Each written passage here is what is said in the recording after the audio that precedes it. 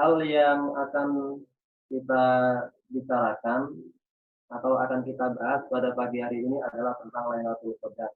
Tentang Lailatul Qadar.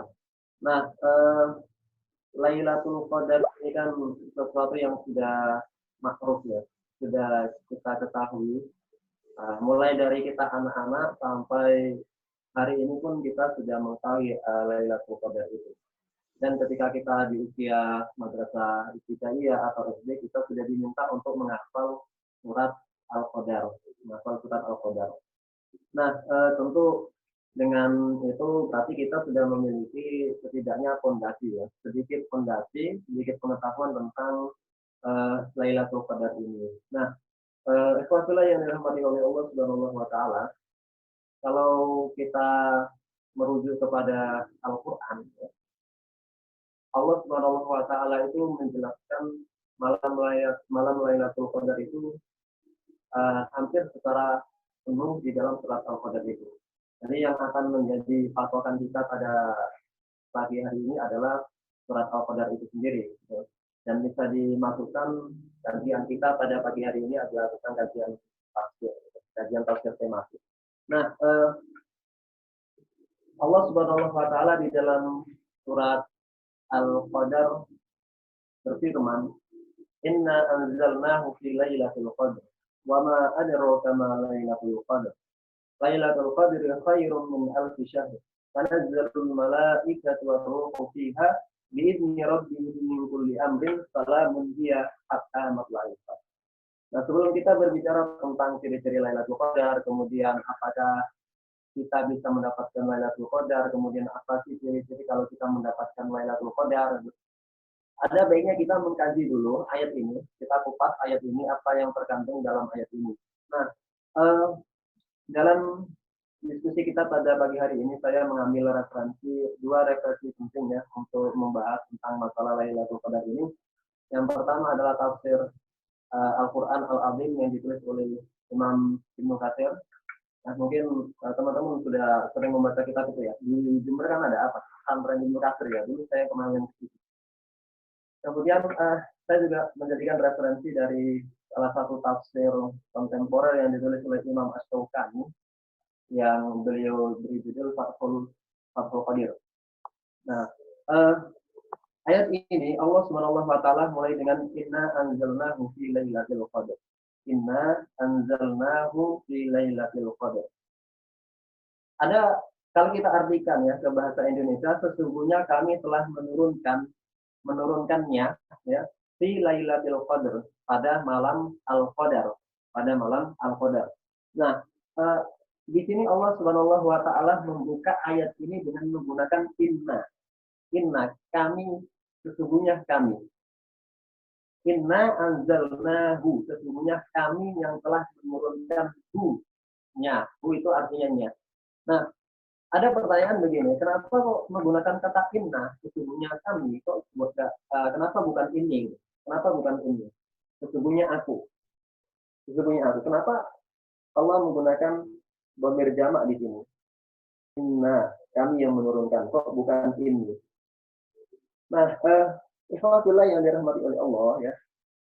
Kalau kita merujuk kepada adab ya atau etika di dalam berbahasa Arab, kata jamak biasanya ya digunakan untuk tasrif. Tasrif itu adalah memuliakan. Misalnya kita di bahasa Indonesia saja ada kan perbedaan antara kata saya dan kami. Saya dan kami. Kalau saya itu terlihat seperti anania, egois gitu. Saya, egoisan, kesayaan, individualisme gitu ya. Tetapi kalau menggunakan kata kami, itu menunjukkan kita itu egaliter, kita bersama dengan yang lain, kami gitu. Dan itu juga lebih sopan daripada menggunakan kata saya, aku gitu.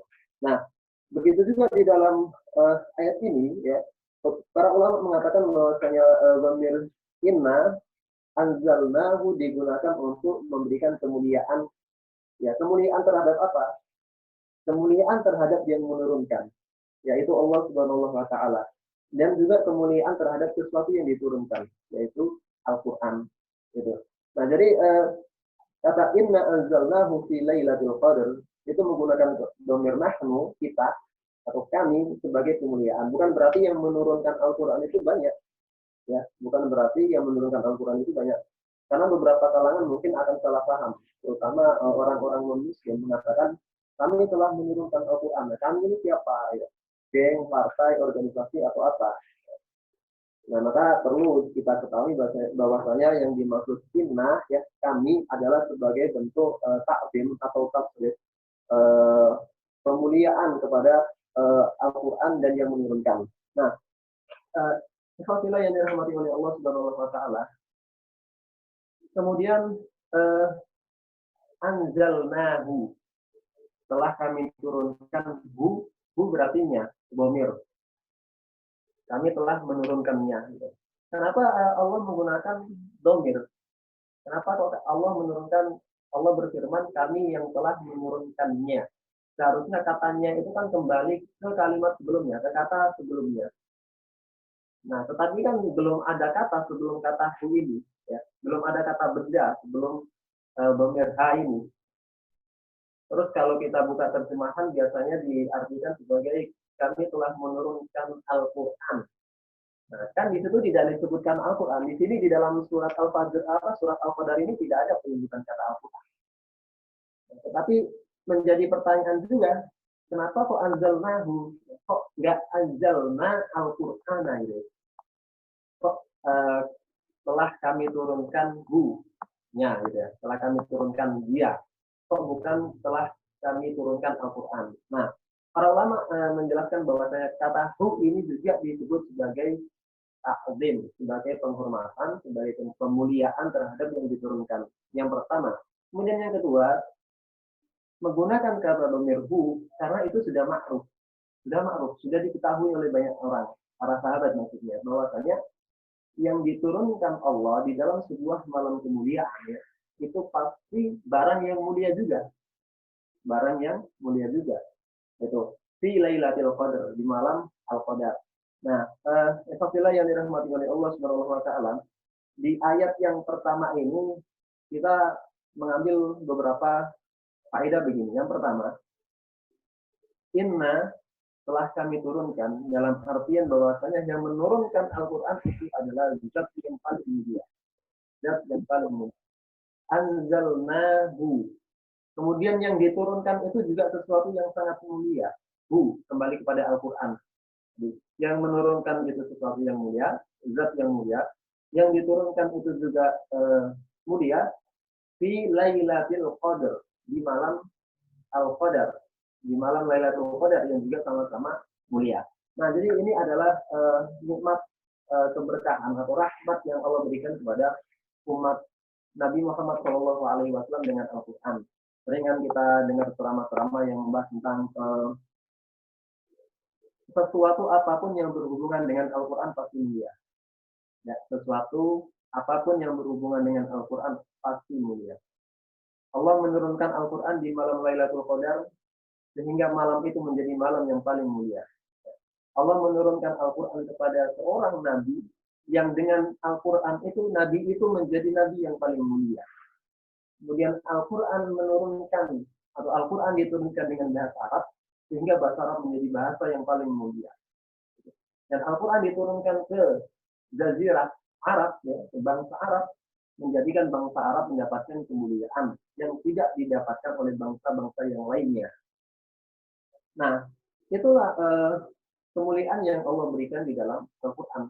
Sehingga apapun yang menyeliputi Al-Quran itu pasti memiliki kemuliaan. Allah akan mengangkat derajat orang-orang yang berinteraksi dengan Al-Quran. Bahkan di dalam salah satu hadisnya Nabi Shallallahu Alaihi Wasallam menyebutkan aslul Quran itu adalah kekasih Allah dan khasatuhu, keluarganya Allah. Gitu ya. Jadi memang Al-Quran ini dijadikan salah satu wasilah untuk memberikan kemuliaan dan ketakziman terhadap sesuatu yang meliputi Al-Quran tersebut. Nah, teman-teman yang saya muliakan ya, kemudian mungkin juga kita bertanya-tanya, Lailatul Qadar, apa sih yang dimaksud dengan Lailatul Qadar dalam arti bahasa? Secara bahasa Lailatul Qadar itu apa ya? Nah, seperti itu.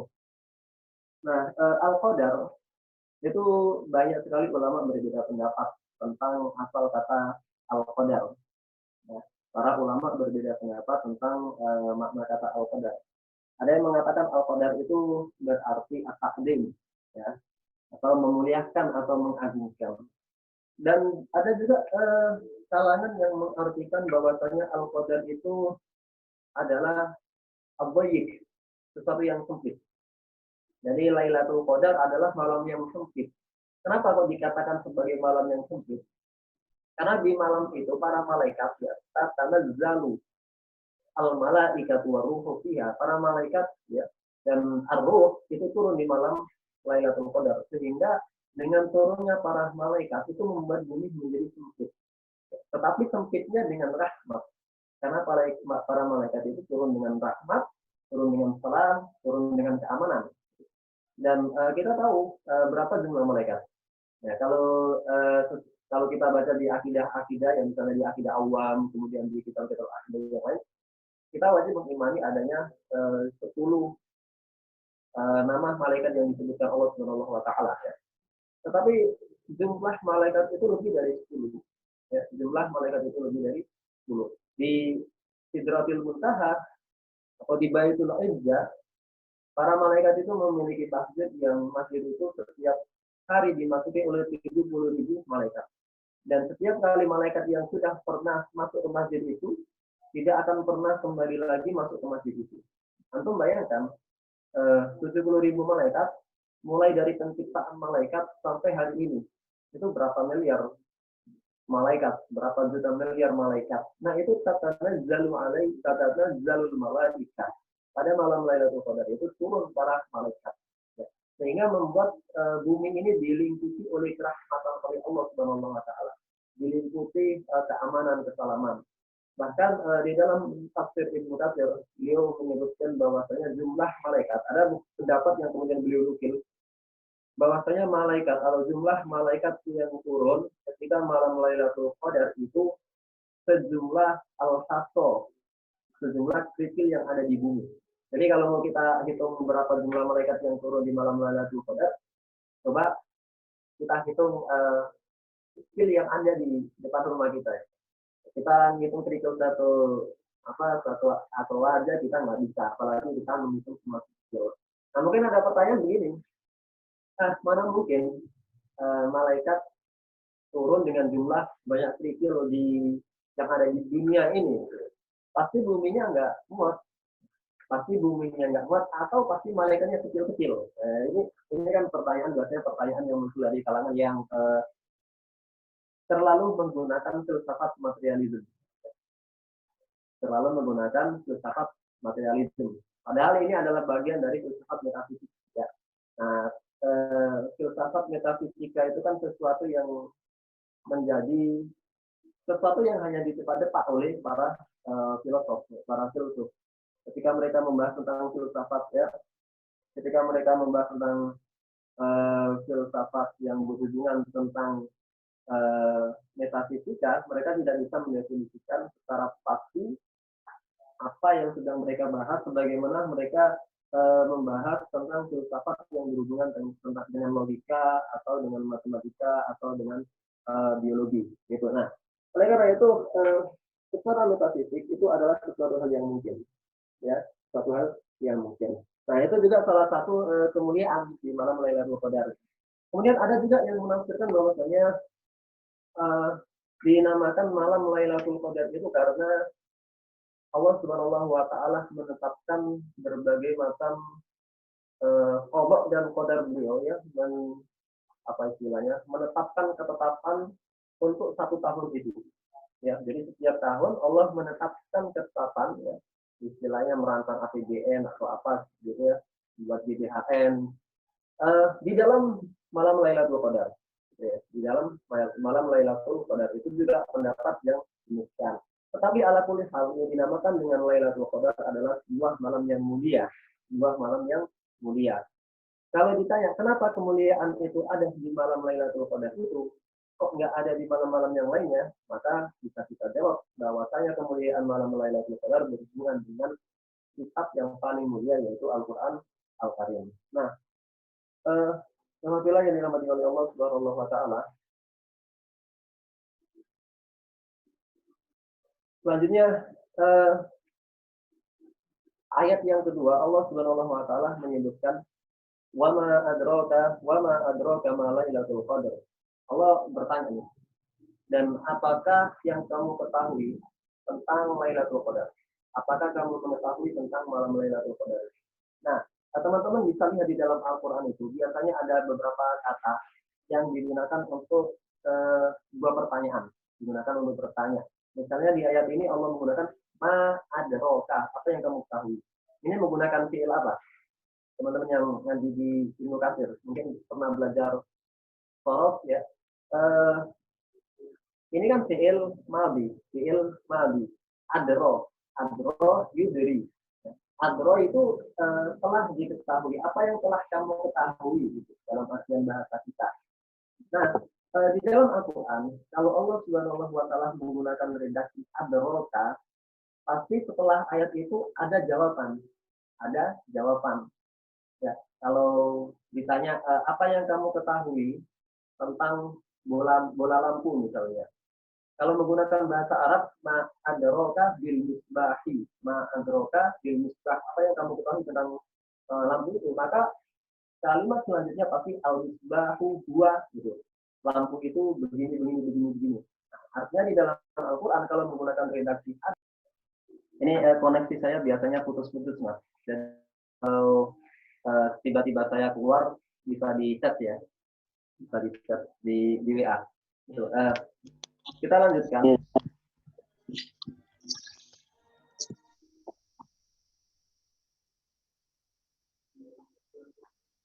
Kita lanjutkan. Kata yudrika biasanya di dalam Al-Quran digunakan untuk sesuatu yang ilmunya itu hanya eh, dikhususkan untuk Allah. Artinya Allah tidak membagi-bagi jawabannya. Misalnya, mayudrika la Allah sa'ah takunu qariba. Dan apakah kamu tahu bahwasanya kiamat itu dekat? Nah, kita kan tidak tahu kiamat itu kapan terjadi.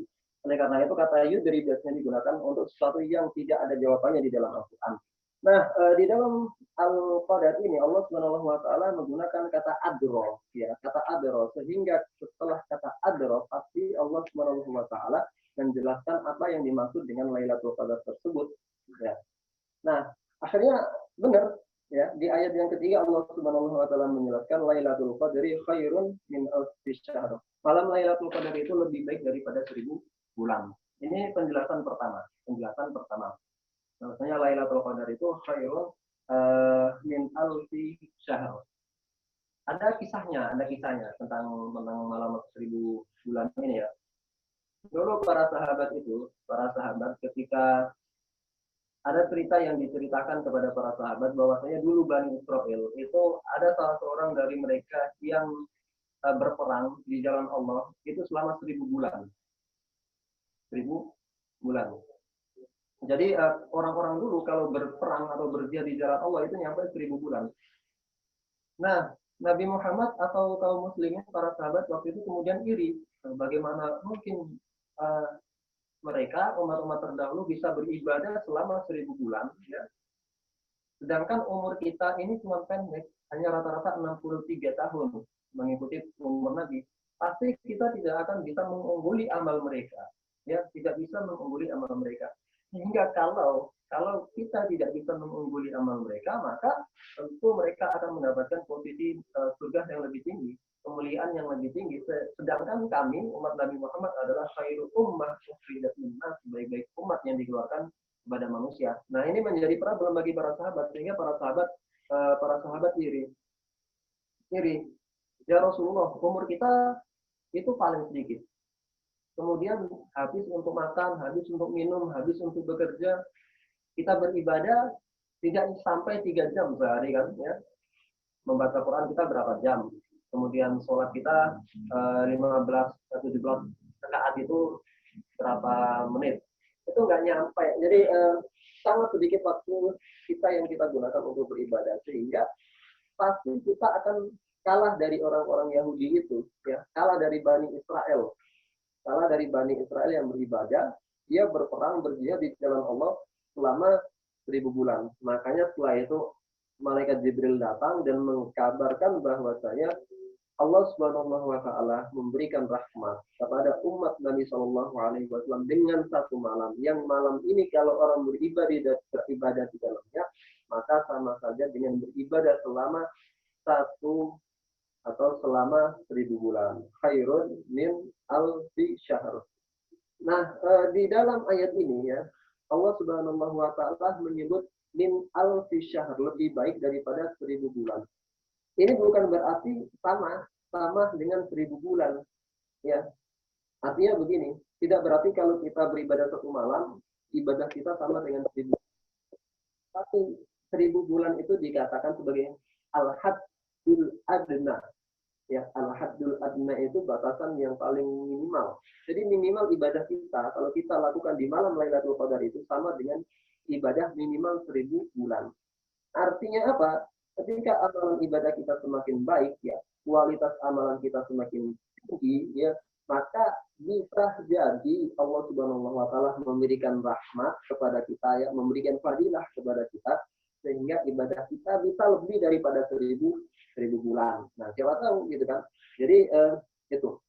Kemudian ada juga beberapa mufassir yang menyebutkan bahwasanya kata alfu syahrin itu digunakan sebagai mubalaghah, ya, mubalaghah. Artinya yang dimaksud enggak pasti 1.000 bulan, ya, tapi lebih banyak daripada 1.000 bulan. Misalnya ada hadis yang mengatakan bahwasanya Nabi Shallallahu Alaihi Wasallam beristighfar setiap hari 70 kali. Apakah Nabi hanya beristighfar 70 kali? Tidak. Karena 70, angka 70 itu biasanya digunakan untuk menunjukkan sesuatu yang sangat banyak.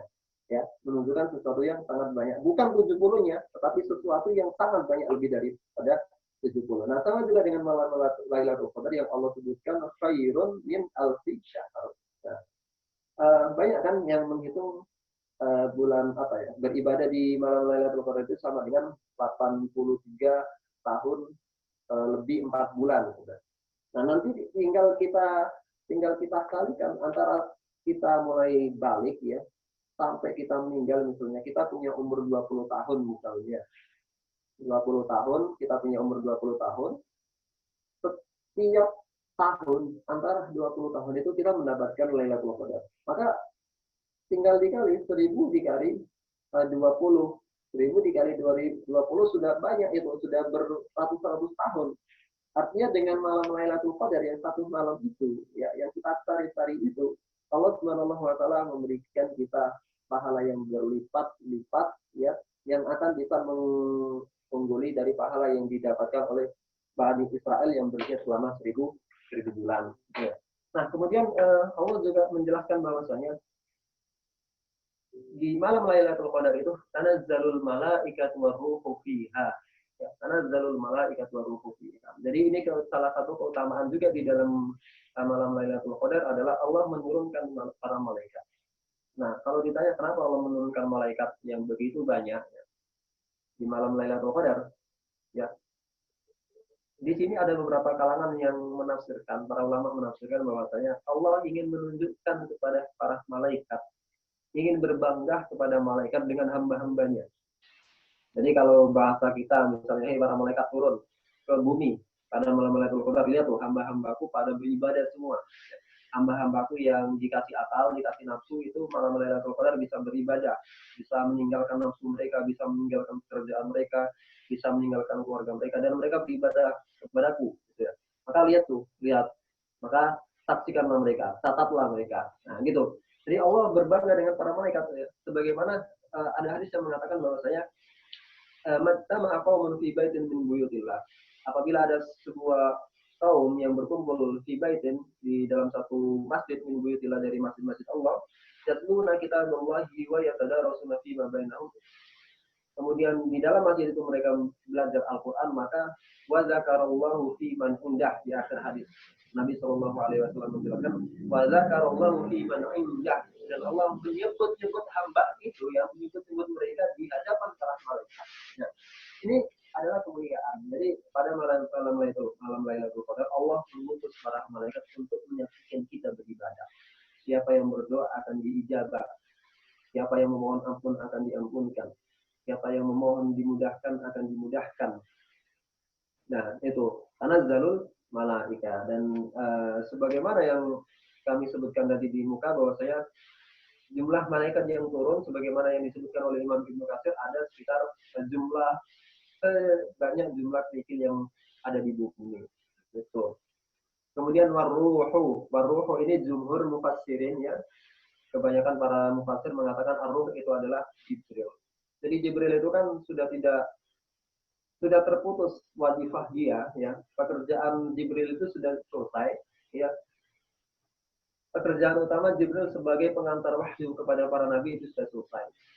Dan sebagai pemuliaan malam Lailatul Qadar, Allah memerintahkan malaikat Jibril juga untuk datang ke bumi karena pada malam Lailatul Qadar itu berhubungan dengan Al-Qur'an, berhubungan dengan wahyu yang dulu ia diperintahkan menjadi perantara antara Allah kepada Nabi Muhammad SAW. Jadi kemuliaan juga ya, kemuliaan juga fiha biizni rabbihim dengan izin Allah. Jadi malaikat turun nggak nyelonong ya, dengan izin Allah, semuanya dengan izin Allah. Min kulli amrin, min kulli amrin. Di sini tentang min kulli amrin, di sini beberapa kalangan atau beberapa ulama mengatakan bahwasanya ada yang menafsirkan seperti yang saya sebutkan di muka tadi, bahwasanya di malam Lailatul Qadar itu Allah menetapkan takdir yang terjadi di bumi selama setahun. Kemudian ada juga yang menafsirkan bahwasanya mingkul li amrin adalah likul limri'in minhum. Ditafsirkan sebagai likul limri'in minhum. Artinya adalah malaikat itu turun li adli al-mu'minin al-abidin. Malaikat itu turun untuk setiap kaum muslimin yang beribadah di malam hari itu. Ya, jadi sengaja malaikat itu turun karena ada orang yang beribadah, ada orang yang beribadah. Nah, salamun hiya hatta matla'il fajr. Pada malam Lailatul Qadar itu diliputi dengan ketenangan, udaranya tidak panas, tidak dingin, sejuk, tidak ada hujan ya. Tadi malam di tempat saya ada hujan, berarti tadi malam tidak ada Lailatul Qadar gitu. Ya. Kemudian hatta matla'il fajr sampai terbitnya matahari. Nah, waktu malam Lailatul Qadar itu dimulai dari min ghurubi syamsi ila tulu'il fajri. Mulai dari terbenamnya matahari ya di maghrib ketika kita berbuka sampai kita selesai sahur atau dilarang untuk bersahur yaitu azan subuh. Jadi waktunya itu sangat panjang ya, sangat panjang. Dan misalnya nih kita orang malas. Tapi jangan ya. Misalkan saja kalau kita tidak tahajud, tidak qiyamul lail, cukup di malam Lailatul Qadar itu kita sholat maghrib berjamaah, sholat isya berjamaah, kemudian di antara maghrib dan isya itu membaca Al-Quran, maka ibadah kita itu sudah sama dengan 1000 bulan atau lebih. Tapi jangan berharap lebih dari 1000 bulan ya, kan cuman maghrib sama cuman isya itu sesuatu yang kita biasa lakukan. Tapi intinya adalah meskipun kita tidak bangun malam untuk beribadah tambahan, Allah sudah mencatat sholat maghrib kita dan sholat isya kita dan tilawah kita di antara maghrib dan isya itu sampai 1000 bulan gitu. Tapi ya jangan begitu ya, kita tambahan dari tahajud apa atau itikaf. Tentang itikaf, kebetulan di tempat saya masih bisa itikaf ya, masih bisa sholat tarawih berjamaah bareng ya. Dan mungkin di Jember juga sama ya, meskipun di daerah saya ini kalau di peta dari gugus Kabupaten Lamongan itu wilayah saya Kecamatan Solokuro itu sudah merah juga ya, sudah merah. Di tetangga desa, di tetangga kecamatan sudah ada sekitar 11 ya. 11 kalau nggak salah yang positif COVID gitu ya. Tapi alhamdulillah tempat saya masih bisa datang ke masjid, masih bisa normal di masjid meskipun dengan social distancing, sholat yang direnggang-renggangkan. Nah, itu adalah surat Al-Qadar dan kita sudah selesai ya, kita sudah selesai membahas tentang surat Al-Qadar. Sekarang tentang waktunya. Ada perbedaan di kalangan para ulama. Apakah malam Lailatul Qadar itu hanya sekali saja? Ya, malam Lailatul Qadar itu hanya sekali saja. Tentu tidak. Tentu tidak. Dan mayoritas mengatakan tidak. Artinya setiap tahun itu pasti ada malam Lailatul Qadar. Ada malam Lailatul Qadar. Nah, tentang turunnya Al-Quran di malam Lailatul Qadar. Tadi kan kita bahasnya malaikat yang turun. Sekarang kita coba lihat bagaimana Al-Quran itu turun di malam Lailatul Qadar. Ya. Ahimah kalau waktunya habis bisa diingatkan ya, bisa diingatkan lewat chat WA bisa. Gitu. Oke. Nah tentang turunnya Al-Quran, mungkin ada yang pertanyaan begini, bukannya Al-Quran itu diturunkan tanggal 17 Ramadan ya? Kemarin nuzulul Quran ya. Bukankah Al-Quran itu diturunkan 17 Ramadan? Berarti seharusnya Lailatul Qadar itu juga diturunkan pada tanggal 17. Nah, kok kenapa Nabi Shallallahu Alaihi Wasallam itu memerintahkan di 10 akhir? Ya? Nah, proses turunnya Al-Quran sebagaimana yang diceritakan oleh Abdullah ibnu Abbas radhiyallahu anhu, ya, Al-Quran itu turun 2 kali. Yang pertama dari Lauhul Mahfuz ke langit dunia, ke Sama'id dunia.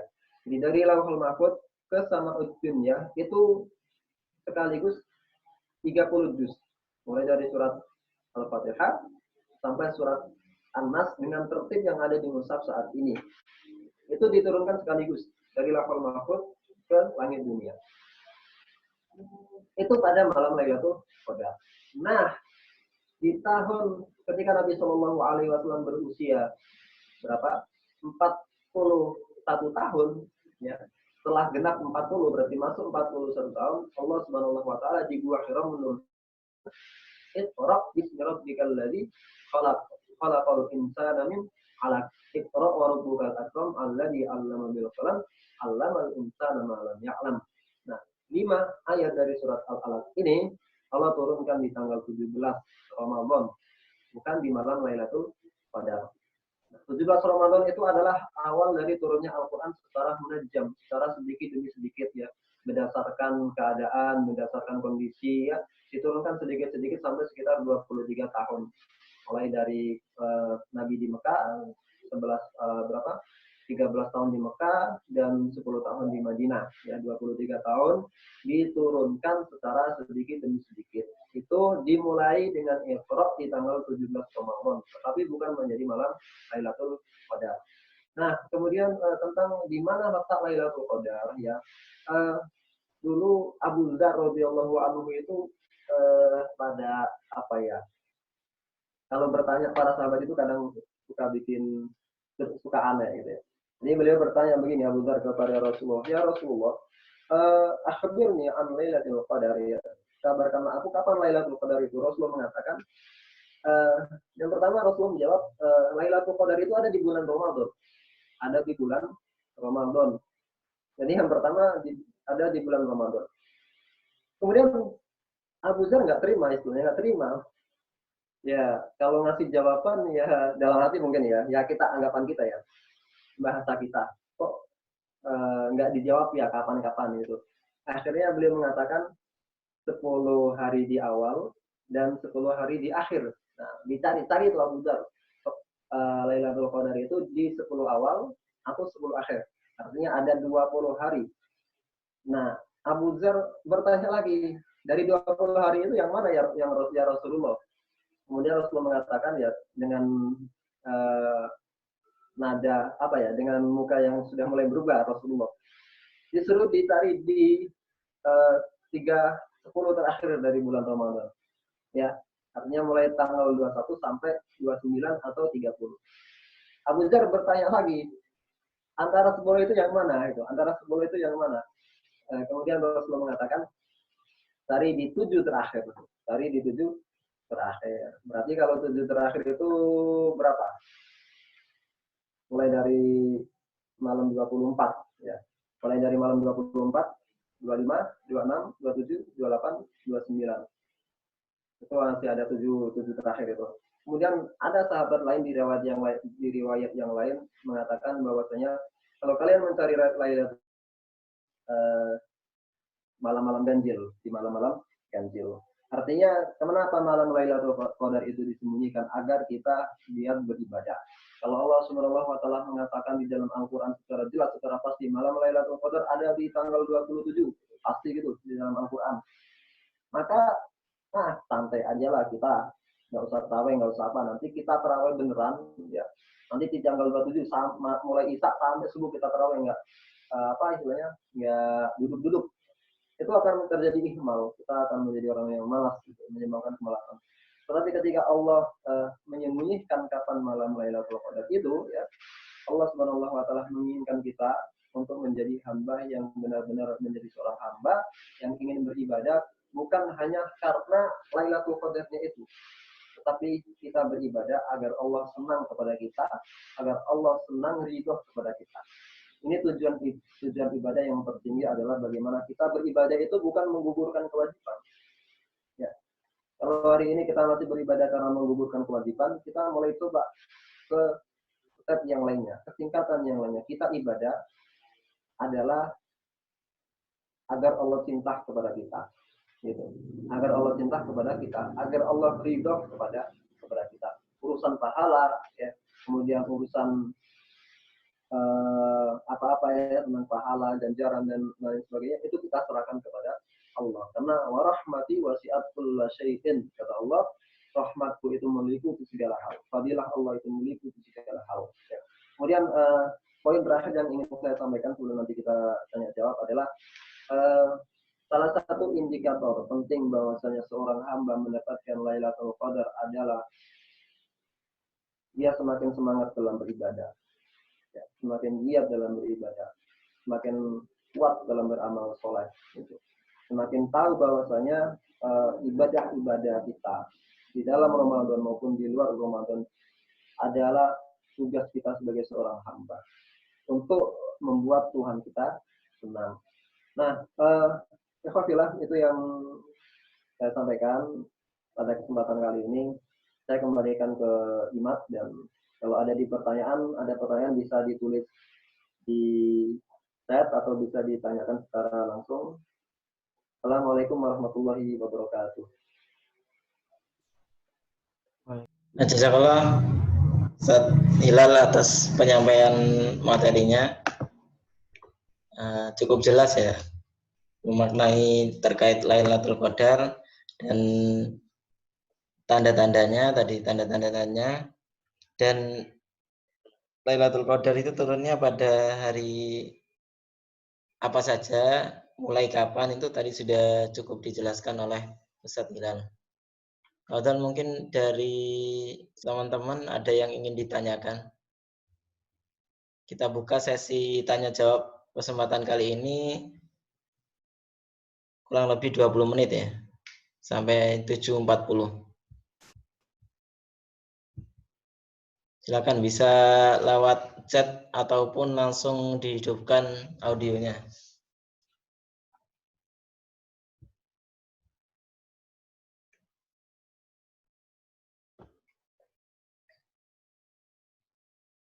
Ini Ustaz.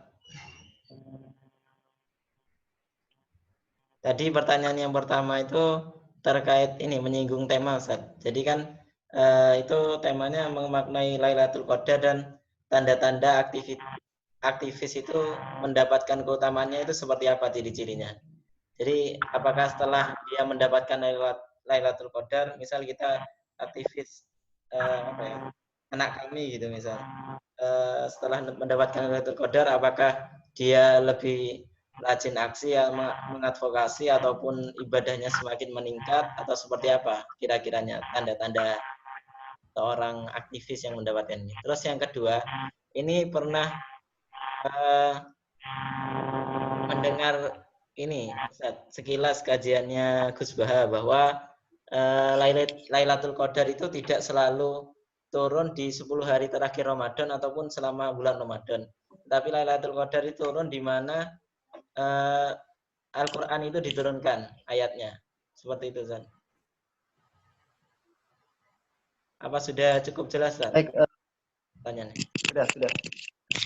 Sudah. Tentang pertanyaan pertama ya, ciri-ciri aktivis sudah mendapatkan malam Lailatul Qadar ya. Bagi saya ya, sejauh pembacaan saya, malam Lailatul Qadar itu digunakan untuk menambah amalan. Adapun efek dengan malam Lailatul Qadar itu sebenarnya efek dari keseluruhan bulan Ramadan. Karena Allah Subhanahu wa taala mengatakan tujuan dari puasa, disadarkannya puasa adalah la'allakum tattaqun, Sehingga kalau kita bisa mengoptimalkan ibadah kita di bulan Ramadan, mulai dari tanggal pertama sampai akhir Ramadan, kita beribadah dengan giat, kemudian kita berusaha untuk memperbaiki kualitas kita, maka kita akan mendapatkan efek dari puasa kita itu, yaitu kita semakin bertakwa. Nah, aspek dari takwa itu sangat banyak.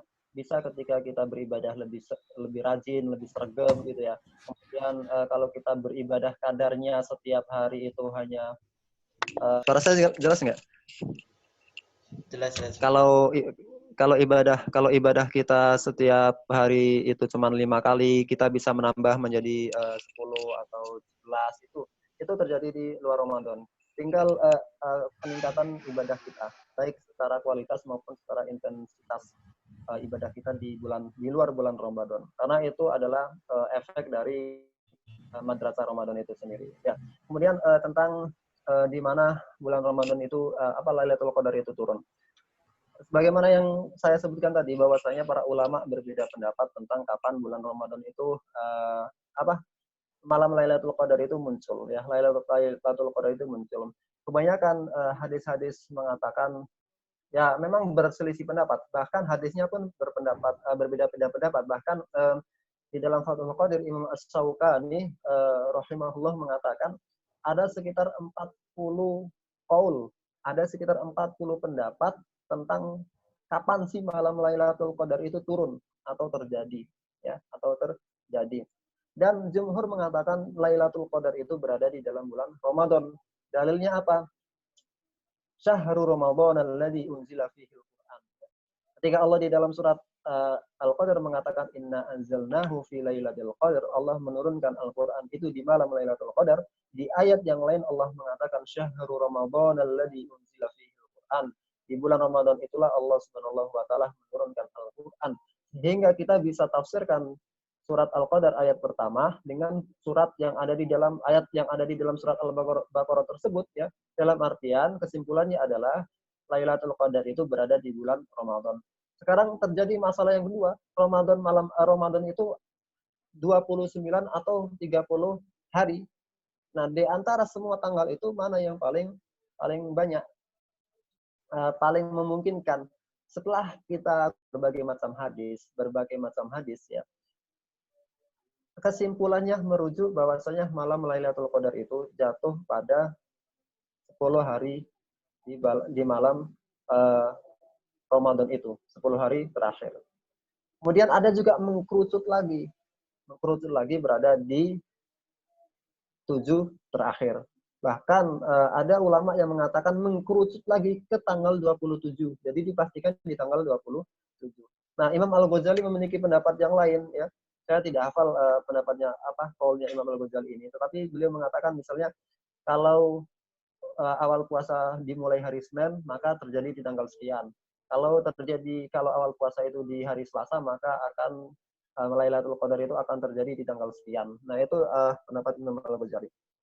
Kemudian ada juga ada beberapa kalangan ulama yang mengatakan bahwasanya Lailatul Qadar itu berpindah-pindah, ya. Bisa tahun ini di tanggal 21, bisa di tahun depan bisa di tanggal 30 atau di tanggal-tanggal yang lainnya, Artinya berbeda-beda antara satu tanggal ke tanggal yang lain. Nah, kemudian yang ingin saya tekankan di masalah aktivis dan efek Lailatul Qadar, ya. Efek Lailatul Qadar itu fungsinya adalah untuk sebagai alat, sebagai wasilah yang Allah berikan kepada kita untuk meningkatkan amal kebaikan kita, gitu. Melipat gandakan pahala kita menjadi 1000 bulan atau lebih daripada 1000 bulan. Adapun tentang kita pasca Ramadan sebagai aktivis, sebagai lulusan dari Madrasah Ramadan, ya, Madrasah Ramadan, kita lebih giat lagi beraktivis. Kita kita memahami apa sih yang kita lakukan di dalam dunia kampus, di dunia kemahasiswaan, di dunia organisasi, ya. Kita akan lebih paham, ya, paradigma kita berpikir itu akan semakin bagus, ya. Hakikat kita bergerak itu tidak lagi memenuhi LPJ dengan kata terrealisasi, tetapi bagaimana kita mengerjakan sebuah program kerja dengan tujuan yang pas dan dengan curahan yang full untuk melaksanakan sebuah program itu, gitu. Itu yang bisa saya jawab ya. Kemudian ini ada pertanyaan, saya baca langsung aja ya. Oke, Ustaz. Assalamualaikum warahmatullahi wabarakatuh. Izin bertanya langsung. Jika suatu orang dalam melaksanakan Lailatul Qadar akan tetapi orang tersebut memiliki rasa permusuhan dan bertengkaran, yang saya tanyakan apakah dalam permusuhan dapat menghalangi keberkahan Lailatul Qadar orang tersebut?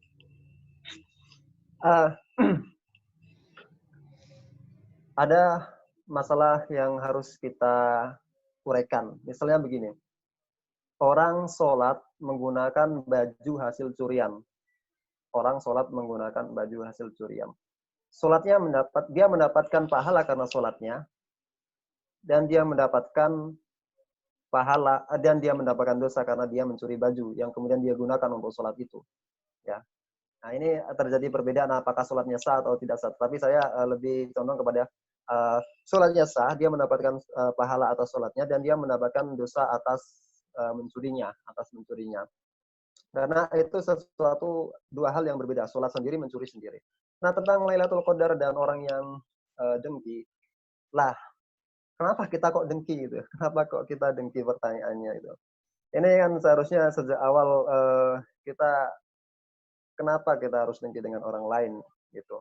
Kenapa kita harus dengki orang lain?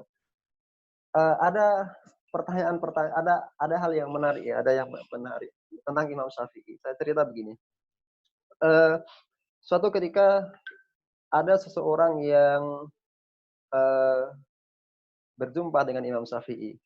Ketika bertemu dengan Imam Syafi'i, dia sangat hormat, sangat takdim, sangat takjub. Tetapi ketika di belakang Imam Syafi'i, dia mencela, dia menghina, dia merendahkan. Kemudian Imam Syafi'i dikatakan begini, wahai Imam, tidakkah engkau tahu bahwasanya orang yang memuji engkau di hadapanmu itu kalau di belakang mencacimu, merendahkanmu? Maka Imam Syafi'i mengatakan, oh, kalau begitu berarti saya masih memiliki mauhibah, ya. Saya masih memiliki apa istilahnya karisma di hadapan mereka, di hadapan orang tersebut, sehingga dia mencacinya di belakang saya, nggak di depan saya. Artinya dari setiap perbuatan manusia yang tidak mengenakkan ya dohirnya, kita bisa merubah sesuatu yang tidak mengenakkan itu menjadi sesuatu yang mengenakkan. Ya, kalau kita dibenci orang, oh alhamdulillah masih ada yang dibenci, berarti saya punya kelebihan ya. Karena biasanya orang membenci orang itu kadang karena kita punya kelebihan yang dia ingin kelebihan itu ada di pada dia, gitu. Tetapi kalau kekurangan ya, kemudian kalau kita dibenci orang karena kekurangan kita, maka itu juga terima kasih. Kita juga harus terima kasih. Kenapa? Kalau mereka tidak benci terhadap kekurangan kita, kita tidak akan tahu kekurangan kita itu di mana. Ya. Sehingga ketika mereka benci, oh ternyata kekurangan saya di poin B ini, sehingga saya harus menutup poin B ini. Gitu. Nah, jadi bagaimana kita merubah semua sikap manusia itu menjadi sikap yang menyenangkan. Allah mengatakan, Kul bifadlillahi wa birahmatihi falidzalika falyafrahul mu'minun. Dan ketahuilah dengan rahmat Allah, dengan fadilah Allah, dengan itulah orang mukmin bertakwa. Orang mukmin yafrahun, berbahagia. Ya, artinya kita merubah semua dimensi-dimensi keburukan itu menjadi sebuah dimensi yang menghasilkan pahala. Nah, untuk menjaga agar kita mendapatkan malam Lailatul Qadar yang full, yang prima, adalah kita membersihkan rasa marah itu. Keberkahan jelas akan mengurangi keberkahan. Karena apa? Ketika kita berdoa kepada Allah dan kita menyimpan dendam, ya, menyimpan dendam kepada seseorang, maka kita akan doa kita tidak akan jadi ikhlas ya. Doa kita tidak akan ikhlas. Doa kita akan penuh dengan amarah. Doa kita akan penuh dengan emosi. Nah, bagaimana cara merubahnya di malam Lailatul Qadar? Ya, ketika malam Lailatul Qadar kita berdoa, ya Allah, ampunilah saya dan ampunilah orang yang saya benci itu. Kalau saya membenci orang itu karena A, maka hilangkanlah sifat A ini dari orang itu. Kalau saya benci terhadap orang itu karena dia memiliki kekurangan B misalnya, maka berikanlah si A, si fulan itu B sehingga kekurangan itu tertutup. Sehingga kita menjadi insan yang ya tidak terlalu memikirkan keburukan orang lain kepada kita, tetapi kita memikirkan kebaikan orang kepada kita. Itu ini yang bisa saya jawab. Kemudian ini ada pertanyaan lagi ya. Assalamualaikum warahmatullahi wabarakatuh. Waalaikumsalam. Jazakallah atas pemaparan materinya Ustaz. Izin bertanya, seperti yang telah dijelaskan bahwa Lailatul Qadar terdapat pada 10 malam terakhir bulan Ramadan, tepatnya di malam ganjil. Akan tetapi saya pernah membaca artikel bahwa ada beberapa ulama yang mengatakan Lailatul Qadar juga akan jatuh pada malam genap. Apakah itu betul Ustaz ya? Betul tidak betul saya tidak tahu. Kenapa? Para ulama juga nggak tahu kapan itu akan turun gitu. Tapi ketika Rasulullah mengatakan eh, fi asyril awakhir, taharrau lailatul qadari fi asyril awakhir, dan carilah Lailatul Qadar itu di malam 10 hari terakhir. Maka kita tahu bahwasanya kalimat 10 malam terakhir itu kalimat umum ya, kalimat umum. Kalimat mutlak lah, kalimat mutlak. Mutlak. Artinya bisa di malam ganjil, bisa di malam genap. Nah, jadi ulama yang mengatakan bahwasanya Lailatul Qadar bisa jatuh di malam genap berdasarkan ya kemutlakan hadis itu. Mutlak itu kan sesuatu yang tidak ditain. Apa mutlak yang tidak ditain? Misalnya begini, ada seorang sayyid ya, seorang tuan memerintahkan kepada budaknya, wahai budakku, belilah anggur atau merica atau jeruk atau paprika ya. Itu namanya mutlak.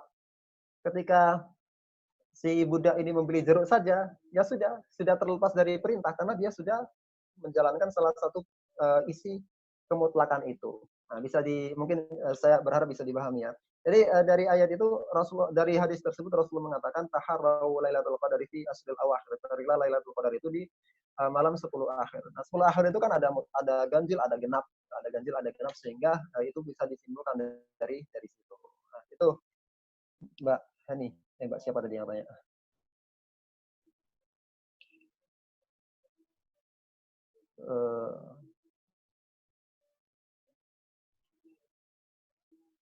Kemudian izin bertanya lagi.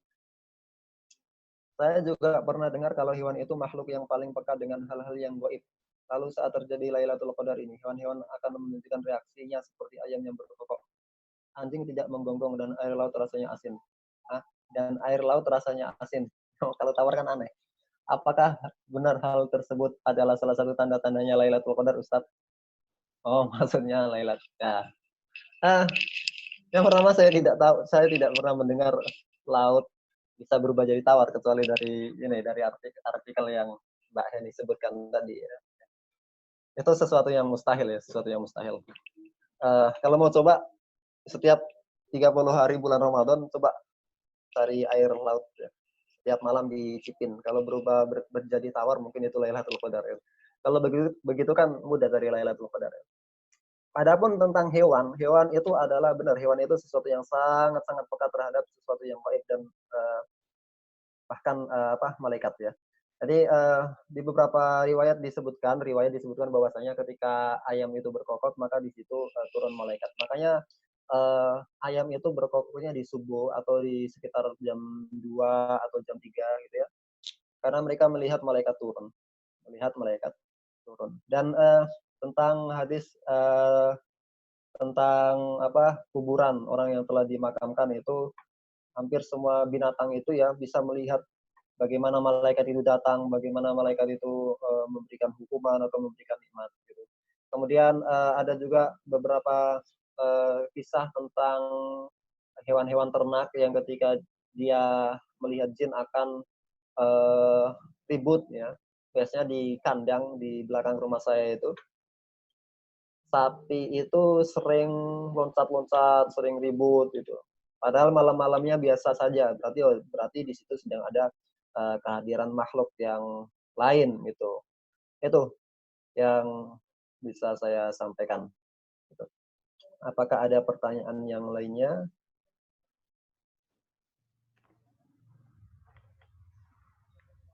Mungkin teman-teman masih ada pertanyaan lagi atau tidak? Ini saya buka satu pertanyaan lagi. Saya kembalikan ke moderator kalau gitu. Mungkin sebelum menutup kajian pada kesempatan kali ini, Ustaz mungkin terakhir ada closing statement untuk meningkatkan kita agar lebih bersemangat lagi memaksimalkan 10 hari terakhir bulan Ramadan ini, Ustaz.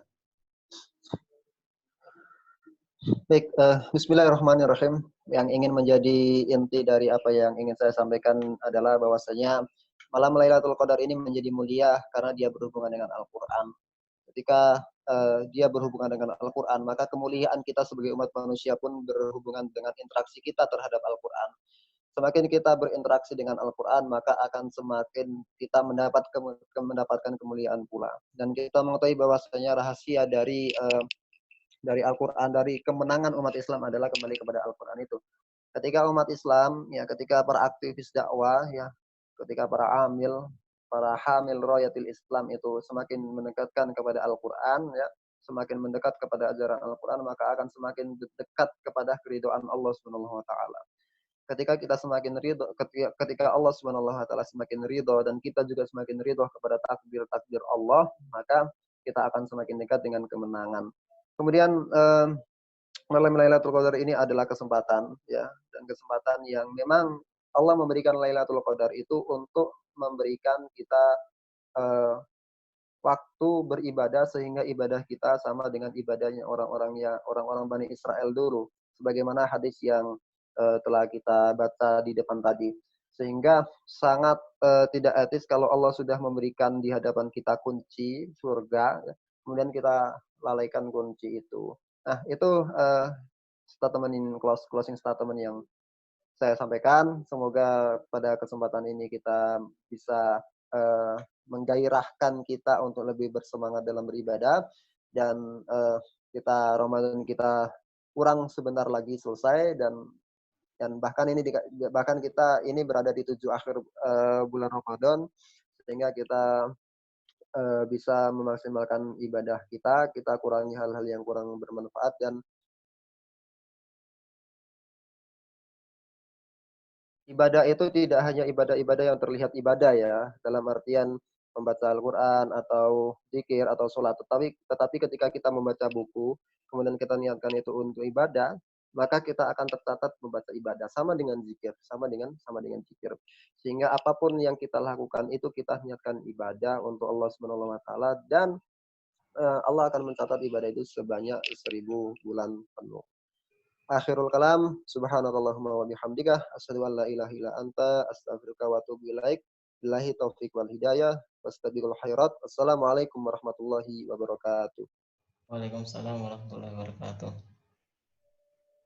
Jazakallah Ustadz Hilal. Ya, semoga kita semakin semangat lagi untuk memaksimalkan potensi amal-amal kebaikan yang bisa kita lakukan di sisa 7 hari terakhir Ramadan ini, dan semoga kita terus senantiasa diberikan keistiqomahan.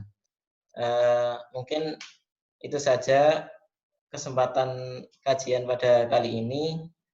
Apabila saya sebagai moderator banyak salah kata, mohon dimaafkan, dan marilah kita tutup kajian pada kesempatan kali ini dengan ucapan hamdalah, alhamdulillahirrahmanirrahim, istighfar, astagfirullah, dan doa kafaratul majlis. Subhanakallahumma wa bihamdika, asyhadu an la ilaha illa anta, astaghfiruka wa atubu ilaik.